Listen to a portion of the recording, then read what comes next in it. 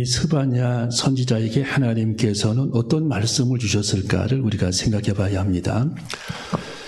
오늘 여기 성경 1절 세 번째 줄에 보면은 히스기야의 현손이 스바냐입니다. 4대 손이라는 거죠. 이 스바냐 선지자에게 하나님께서 굉장히 화가 나셔서 말씀해 주시는데, 자, 왜 하나님께서 이렇게 화가 나셨을까? 자, 거기 1장 2절에 보면은 진멸하리라. 1장 3절에 보면은 진멸하고, 네 번째 줄에 진멸할 것이라. 다섯 번째 중에 멸절하리라. 이 하나님께서 계속 심판에 대해서 계속 언급해 주고 있어요. 왜 이렇게 하나님께서 지금 분노를 하고 계시는가? 그 이유가 거기 4절, 5절에 나와 있고 6절까지 나와 있어요. 그 이유가, 자, 왜 하나님께서 그토록 분노를 느끼셨을까 하면은, 자, 거기 4절에 보면은 내가 유다와 예루살렘 모든 거민 위에 손을 펴서 바알에 남아있는 것을 그곳에서 멸절하며 그마림이란 이름과 및 그 제사장들을 아울러 멸절하며. 그러니까 이 남쪽 유다 사람들이 이 요시야라고 하는 그 왕은 그 굉장히 훌륭한 왕이거든요. 요시야는 그 다윗과 어깨를 나란히 할 정도로 굉장히 훌륭한 왕이 요시야 왕입니다. 근데 이 요시야 왕의 아버지가 누구냐 하면은 아몬이에요. 아몬. 그리고 할아버지가 누구냐? 므낫세입니다. 이 아몬과 므낫세는 이 아주 악한 왕으로 성경에 기록이 되어 있는데, 어느 정도 악하냐 하면은 이 므낫세 같은 경우에는 12살, 13살짜리 남자아이들을 불태워가지고 제단을 쌌어요. 이방신에게 우상숭배를 했다는 얘기예요. 사람을 불태워서. 그 정도로 악한 그런 왕이 므낫세입니다. 우상숭배를 얼마나 심하게 했느냐. 예루살렘 성전 안에서까지 우상숭배를 했습니다. 이런 왕이 므낫세예요. 므낫세. 예. 그리고 이 요시야 왕이 그걸 보면서 자기 아버지 아몬과 할아버지 므낫세가 그렇게 하는 걸 보면서 철저하게 그는 하나님 앞에 회개하면서 나는 그런 왕이 되지 말아야지 하면서 정말 하나님 앞에 의롭게 살았던 왕이 요시야입니다. 요시야. 오늘 여기 성경에 보면은 아몬의 아들 유다 왕 요시야의 시대에 이렇게 되어 있죠. 요시야. 여러분, 우리는 요시야를 닮아가는 저와 여러분이 되어줘야 할 줄로 믿습니다. 참 이런 의로운 그런 왕이 있었어요. 다윗과 어깨를 나란히 할 정도로 의로웠던 왕 요시야. 종교 개혁을 했고 모든 산당을 다 무너뜨렸고 깨뜨렸고 그렇게 했는데, 이 자기 아버지 아몬과 이 므낫세가 워낙 이 므낫세는 55년간 나라를 통치를 해가지고 시골 구석구석까지 사람들이 다 우상숭배를 하는 겁니다. 그게 다 씨를 뿌려가지고, 예, 그 잔재가 없어지질 않았다라는 거예요. 이 쓴뿌리가. 여러분, 요즘에는 구루터기를 제거하는 기계가 나와가지고 막 구루터기 뿌리까지 다 캐내는 그런 기계가 나와 있대요. 그렇죠? 요즘에. 근데 이 구루터기를 그냥 남겨두면 거기서 계속 또 싹이 나는 겁니다. 그러니까 요시야 왕이 그걸 폐지를 했음에도 불구하고 우상숭배를 하지 못하게 명령을 내렸음에도 불구하고 시도 군구 시골 동네 구석구석 아직도 그 우상숭배하는 일에 사람들이 몰두하고 안 바뀌었다라는 거예요. 여러분, 사람은 잘 안 바뀐다고 그러잖아요. 우리는 성령으로 말미암아 바뀌게 될 줄로 믿습니다. 이 사람은 잘 안 바뀝니다. 근데 성령의 불로 사람이 바뀌게 되는 거거든요. 예수님의 제자들이 성령 받고 그들이 바뀌잖아요. 성령 받기 전에 그들은 그대로 그냥 그 육성과 혈기가 그대로 남아있어서 예수님을 부인하고 막 맹세하고 하여튼 별의별 일을 다 하잖아요. 하나님의 이 불같은 성령을 우리는 받고 이 성령으로 내 속에 완전히 거듭나가지고 성령의 불로 내 이 뇌리가 이렇게 개혁이 돼야 돼요. 바뀌어져야 됩니다. 성령의 불로. 오늘 여러분 우리 모두에게 저와 여러분에게 성령의 불이 임해야 할 줄로 믿습니다. 성령의 불로 우리들이 싹 내면이 바뀌어져야 됩니다. 그래서 이 요시야 왕이 그렇게 개혁을 하려고 했지만 그게 안 되는 겁니다.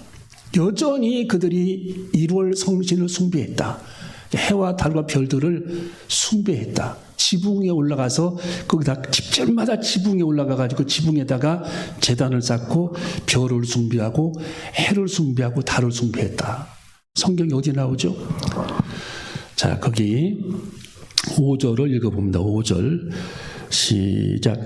무릇 지붕에서 하늘의 1월 성신에게 경배하는 자와 경배하며 여호와께 맹세하면서 말감을 가리켜 맹세하는 자와, 말감이 뭐냐면은 암몬 족속이 섬기는 우상이에요. 말감. 그러니까 하여튼 우상으로 도배를 한 나라가 남쪽 유다입니다. 남쪽 유다. 하나님께서 세우신 등불로 세우신 예루살렘이 우상 숭배로 다 뒤덮인 겁니다. 하나님께서 얼마나 분개하셨으면 성경에 2절, 3절, 4절에 멸절하고 진멸하리라, 멸절하리라, 진멸하리라. 하나님 결국 그들을 치셔가지고 아수르 제국에서 그들을 다 데리고 가고 끌고 가고, 므낫세 왕도 그 아수르 제국에 붙들려 가가지고 쇠사슬을 차고 그 먼 거리를 걸어갔습니다. 므낫세가 결국 석방되면서 이 므낫세가 나중에 회개하고 죽었어요. 므낫세가 회개를 하고 죽었으니 다행이죠. 자, 이렇게 이스라엘 백성들이 하나님 앞에 우상 숭배를 계속했는데 6절을 한번 볼까요? 마지막 절 6절 시작. 여호와를 배반하고 쫓지 아니한 자와 여호와를 찾지도 아니하며 구하지도 아니한 자를 멸절하리라. 그러니까 하나님께서는 오늘 여기 성경에 세 가지 죄를 지적해 주는 거죠. 첫 번째는 혼합주의, 너희들은 혼합주의다. 그러니까 하나님도 경배하지만 요시야가 하나님을 경배하라고 하니까 하나님을 경배하면서 1월 성신을 경배했다. 거기 어디 나옵니까? 5절에 나오죠. 자, 우리 5절 다시 한번 읽어봅니다. 시작. 무릇 지붕에서 하늘의 1월 성신에게 경배하는 자와 여호와께 맹세하면서 말감을 가리켜 맹세하는 자와. 자, 거기 보면은 여호와 하나님께 맹세도 하면서 1월 성신을 여전히 섬기고 있다. 그리고 암몬 족손의 신을 여전히 섬기고 있다. 혼합주의. 그러니까 하나님을 섬기면서도 우상 숭배를 하고 혼합주의. 저기 옛날에 택시를 한번 탔는데 불상도 하나 여기다 딱 놓고 십자가도 하나 걸어놔서 그 제가 그게 무슨 짓이냐고 그랬더니 아이, 다 믿으면 좋지요 그러더라고요. 이 혼합주의. 하나님은 혼합주의를 굉장히 싫어하시는 분이 하나님. 우리가 순수한 생수를 마셔야 되는데 생수에다 막 기름을 다 버렸어요. 예. 석유, 혼합. 성경에 하나님께서 얼마나 혼합을 싫어하냐면요. 성경에 보면은 레위기 19장 19절에 보면은 양털과 아마실을 섞어 짜지 말라. 뜨개질 할 때 양털과 아마실을 섞어서 뜨개질을 하지 말라. 하나님이 심지어 얼마나 하나님께서 노이로제가 걸렸으면, 이 혼합주의에 노이로제가 걸렸으면 그것조차도 못하게 금했어요. 또 하나님은 레위기 19장 19절에 보면은 씨를 뿌릴 때 다른 종류의 씨앗과 섞어서 뿌리지 말라. 하나님은 섞는 걸 굉장히 싫어한다. 섞는 자체를 하나님은 싫어하신다. 혼합주의를 싫어하신다. 여러분 요즘은 종교 막 다원주의 이런 게 있잖아요. 예. 신명기 22장 10절에 보면은 소와 나귀를 같이 묶어서 밭을 갈지 말라. 소는 2마리를 같이 밭을 갈아야지, 1마리를 갈든지. 예. 소와 나귀하고 같이 해가지고 밭을 간다. 하나님이 거기 노이로제, 혼합주의. 그렇게 하지 말라. 여러분, 아합 왕이 이세벨하고 결혼을 했잖아요. 이세벨이 시돈 왕의 딸이거든요. 시돈 왕의 공주, 이방 시돈 왕. 시돈 왕이 바알신을 섬겼거든요. 근데 그 딸도 바알신을 섬기는 겁니다. 결혼식을 했더니 시집 와가지고 바알신을 퍼뜨리는 겁니다. 이스라엘에. 이야, 엄청난 나라의 일이 벌어지는 겁니다. 혼합주의. 예. 여러분, 우리는 하나님 앞에 구별된 믿음을 가지고 살아가는 저와 여러분이 되어줘야 할 줄로 믿습니다. 순수한 믿음을 가져야 되는 거죠. 순수한 믿음. 또 하나님께서는 기회주의자라고 말씀해주고 있습니다. 여호와께 맹세하면서 밀감을 맹세한다. 밀감을 섬긴다. 암몬 족속의 신을 섬긴다. 또 하나님께서는 6절에 보니까 하나님은 또 싫어하는 것 중에 한 가지가 무관심입니다. 무관심. 자, 우리 한번 따라할게요. 무관심한 자. 하나님에게 전혀 관심이 없어요. 관심이. 예. 여러분, 제가 지난 시간에도 말씀을 드렸지만 우리가 살아갈 날이 얼마나 됩니까? 이 세상에 짧다 그냥 소풍 겁니다. 예. 그냥 소풍 왔다 가는 겁니다. 너무도 짧은 그런 인생을 우리가 하루하루 살아가는 겁니다. 어제도 우리가 다녀왔잖아요. 여러분, 우리는 너무도 짧은 인생을 살아가는 겁니다. 이 짧은 인생 동안 내 생명을 구원하신 예수 그리스도를 바라보면서 살아갈 수 없겠느냐? 우리 주님께서 말씀해 주시는 거예요. 이 짧은 시간 내게 좀 마음을 두고 내게 좀 집중해서 나를 바라볼 수 없겠느냐? 우리 주님께서 우리에게 말씀해 주시는 겁니다.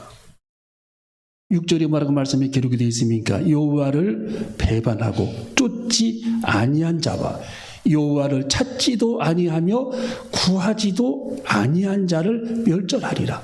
하나님에게 관심 없어요. 찾지도 않고 하나님에게 구하지도 않고 기도도 하지 않고 하나님에게 관심도 없고 하나님의 계명에 아무런 반응도 없고 관심도 없다. 이 무관심이 굉장히 무서운 겁니다. 무관심. 여러분, 우리는 내가 원하든 원치 아니하든 봄이 오면 여름이 옵니다. 여름을 붙잡고 막 물고 놀아줘도 가을이 와요. 가을이 안 가도록 내가 아무리 그걸 붙잡으려고도 겨울이 옵니다. 여러분, 우리들이 아무리 오래 살려고 내가 몸부림을 쳐도 하나님께서 어느 날 순간 나를 불러가시는 겁니다. 여러분, 그때 우리가 주님 앞에 섰을 때에 어떻게 하겠어요? 하나님은 모든 기회를 사람들에게 다 주셨는데 내가 원하지 않아도 우리는 하나님에게 심판을 받아야 되는 거고 내가 원치 않아도 하나님께서는 우리들의 삶의 여정을 진단하는 겁니다. 어떻게 살아왔는지를 내가 원치 않아도. 성경에 한 번 죽는 건 사람에게 정한 것이요 그 후에는 하나님의 심판이 있으리니 다 누구든지 거쳐가는 겁니다. 하나님 백보좌 앞에 서서 죽은 자들이 물론 대소하고 하나님 보좌 앞에 서서 심판을 받나니. 여러분, 우리는 하나님께 심판을 받지 않고 우리가 컴퓨터에 보면은 삭제 기능이 있고 핸드폰에도 삭제 기능이 있잖아요. 성경에 우리들의 모든 주홍같이 붉은 죄를 우리 주님께서는 십자가의 보혈로 양털같이 희게 하여 주시리라. 너희들이 하나님 앞에 고백하고 너희 죄를 사함받기 위해 고백하고 구하면 내가 너희 죄를 통해서 서로 옮긴같이 너희들의 죄를 기억도 하지 아니하리라. 하나님께서 우리들의 모든 죄를 용서해 주신 것입니다. 여러분, 므낫세 같은 이 엄청난 죄인, 천년에 나올까 말까 이 죄인도 아수르의 포로로 붙잡혀가지고 거기서 회개를 했어요. 그랬더니 하나님께서 다시 그를 받아주셨습니다. 이야, 하나님 마음도 좋으시죠? 예. 여러분, 주님은 그렇게 마음이 넓으신 분입니다. 우리가 주님 앞에 눈물을 흘리고 회개할 때에 정말 부르짖어 하나님 앞에 회개할 때에 므낫세를 품으신 하나님께서 우리들을 품지 않으시겠습니까? 므낫세를 용서하신 하나님께서 우리들을 용서해 주지 않겠습니까? 용서해 주시는 것입니다. 품어주시는 것입니다. 다 하나님께서 용서해 주시는 것입니다. 동쪽에서 서로 옮긴같이 우리들의 죄를 하나님께서 기억도 하지 아니하신다라고 말씀해 주셨기 때문입니다. 여러분, 우리는 주님께 관심을 가져야 합니다. 하나님, 내 영혼을 불쌍히 여기시고 내가 두 손 들고 내 온몸에 힘이 빠져 주님 앞에 갈 때에 천사들이 내게 마중을 나와 나를 고이 주님 품으로 안내하고, 둔산동의 어떤 목사님, 제가 아는 분 사모님이 돌아가셨는데 목사님이 옆에서 간호를 하는데, 여보 저기 지금 천사가 두 분이 오셨어요. 저기 지금 천사가 두 분이 오셨는데 내일 오전 11시에 다시 오신답니다. 내일 오전 11시에 다시 오신답니다. 저기 두 분이 오셨습니다. 너무도 아름다운 모습이네요. 그리고 내일이 되었습니다. 오전 11시에 목사님의 찬송을 불러드렸는데 그 시간에 사모님이 돌아가셨습니다. 여러분, 천사는 우리들의 임종 곁에 와 있습니다. 천사가 내 옆에 와 있으면 우리는 구원받았다는 증거입니다. 예. 근데 옆에 있는 분이 천사가 아니야. 보니까 막 기겁하겠어. 원치 않은 곳으로 끌려가는 거예요. 여러분, 우리는 오늘 하나님께서 우리에게 여호와를 쫓지도 않고 여호와를 찾지도 않고 하나님에게 구하지도 아니하는 자를 내가 멸절하리라. 전혀 중심에게 관심이 없다라는 거예요. 자기 일에만 관심이 있고 세상의 일에만 관심이 많고 하나님에게는 관심이 없다라는 거예요. 여러분, 우리는 주님께 오늘 말씀을 통해 하나님께서 오늘 여기 본문을 통해 주시는 한 가지 교훈이 뭡니까? 순수한 믿음을 회복하라는 거예요. 자, 우리 한번 따라 그 순수한 믿음을 회복하라. 여러분, 예수님이 어린아이들을 얼마나 사랑하셨습니까? 그 이유는 어린아이들이 순수하기 때문입니다. 어린아이들이. 예. 제가 어떤 글에 보니까 수박이 씨를 뿌리면은 이 수박이 막 그 땅을 뚫고서 올라오는데, 심지어는 막 길이 사람들이 밟고 다녀가지고 단단한 그 땅에도 수박 씨가 이 흙을 탁 밀어가지고 또 뚫고 올라오는데, 그 싹이 여러분 보신 적 있죠?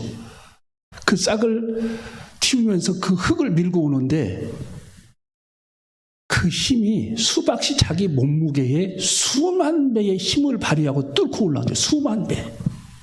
3배, 4배가 아니라 수만 배. 이야, 여러분, 저는 그걸 보고 놀랐습니다. 여러분, 하나님 앞에 그 말씀의 구절 끝에 순수한 믿음을 가진 자들의 기도, 하나님 앞에 순수한 신앙을 가진 자들의 그 믿음, 하나님께서는 이걸 보시고 하나님의 능력을 발휘하신다라는 겁니다. 기적을 행하신다라는 거, 순수한 걸 보시고. 여러분, 우리 나이가 한두 살 먹어가면서 순수함을 잃어버릴 때가 많아요. 예. 순수함을 가져야 되는데, 순수한 믿음을 가져야 되는데, 예, 순수한 사랑을 가져야 되는데, 이 순수함을 잃어버릴 때가 많습니다. 여러분, 이 하늘에서 비가 막 내릴 때에 항아들이 쫙 이렇게 놓여 있는데, 항아리 아구가 이렇게 쩍 벌려져 있는 그 넓은 항아리는 빗물이 들어가가지고 가득가득 채워지는데, 아무리 큰 항아리도 아구가 좁아요, 이게. 그러면 빗물이 차지를 않는데요. 이게 뭘 의미하냐? 하나님을 향한 열린 마음을 가져야 된다는 거예요. 열린 마음. 여러분, 우리는 예배 시간마다, 날마다 여러분이 가정에서 일터에서 주님을 향한 열린 마음을 가져야 합니다. 우리는 그렇게 되도록 기도해야 할 줄로 믿습니다. 주님, 내 마음을 오픈합니다. 우리가 사람을 만나도 열린 마음을 갖게 되면은요, 다 대화도 잘 되고 정말 포근하게 이렇게 상대방이 나를 안아줄 것 같은 그런 기분이 들잖아요. 근데 마음이 닫혀 있으면 이게 왠지 뭔가 이렇게 불편해요. 예, 그렇잖아요. 여러분이 누구를 만나든 친구를 만나든 누구를 만나든, 여러분, 하나님께서 우리들에게 열린 마음을 가져라. 열린 마음을 가져라. 여러분, 순수한 마음을 가진 사람들은요, 특징이 비교의식과 경쟁 심리가 작대요. 예. 우리가 다 이렇게 비교하잖아요. 우리하고 남의 집, 또 자식들, 다 이렇게 비교. 예. 여러분, 사소한 것에 큰 감사와 느낌을 갖는 사람들은 마음이 순수하대요. 작은 것에도 늘 감사하고, 작은 소유에도 하나님 앞에 감사하고, 하나님께서 내게 주신 환경이 보잘것이 없어도 이거 너무 소중하다, 너무 감사하다. 여기에 그냥 비만 가려도 너무 감사하다. 예. 계절이 바뀔 때마다 감사하다, 감사하다, 자연께 감사하다. 꽃들도 감사하다. 우리들이 먹는 양식에도, 조그마한 양식에도 하나님 앞에 감사하는 마음, 순수한 마음. 여러분, 순수한 사람들의 특징 중에 한 가지는 세 번째로 뭡니까? 긍정적인 마음을 갖는데, 긍정적인 마음. 여러분, 순수한 사람 한번 보세요. 다 긍정적입니다. 모든 게 긍정적이에요. 예. 여러분, 12명의 정탐꾼 중에 갈렙과 여호수아 얼마나 긍정적이었습니까? 참 긍정적이었죠. 만약에 우리들이 그 틈바구니에 껴있었더라면 10명에 내가 혹시 속하지 않았을까? 우리들 그런 적용을 해봐야 됩니다. 여러분, 여호수아 갈렙은요, 그 사람들의 어떤 풍요, 막 그때 그 아우성 200만 명이 넘는 사람들이 막 그 울부짖음, 그들이 막 공격, 이런 것에 그들은 아랑곳하지 않고 순수한 믿음을 가지고 하나님을 주실 거야. 하나님은 그 땅을 주실 거야. 하나님 우리와 함께 하셔. 우리는 그 땅에 갈 수 있어. 하나님의 능력을 주실 거야. 그 땅은 아름다운 땅이야. 저들은 우리의 밥이야. 하면서 그 땅을 바라보았던 여호수아 갈렙은 순수한 믿음의 사람이었어요. 그 순수성을 잃어버리지 않았어요. 나이가 먹어도.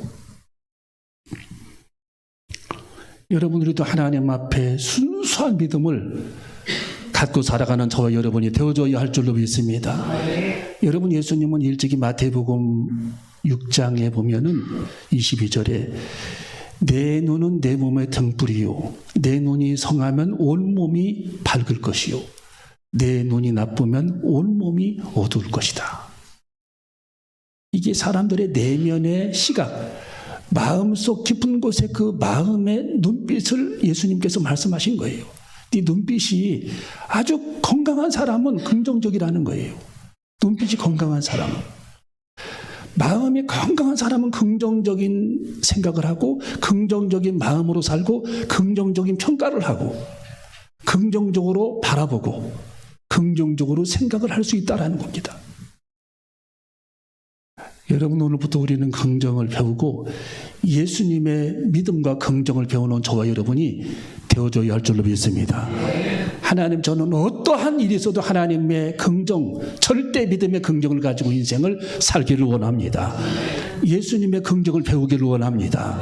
우리 예수님이 내 눈은 내 몸의 등불이라고 했는데, 내가 부정적이면 온 몸이 어두울 것이라고 했는데 불행하다는 뜻이죠. 하나님, 제가 행복하기 위해서라도 긍정적인 삶을 살기를 원합니다. 긍정적으로 삶을 해석하기를 원합니다. 여러분이 돌뿌리에 넘어져도 우리는 긍정적으로 해석해야 합니다. 할렐루야. 예. 어떤 분이 미국에 어떤 분이 비행기를 놓쳤대요. 막 억울해서 난리.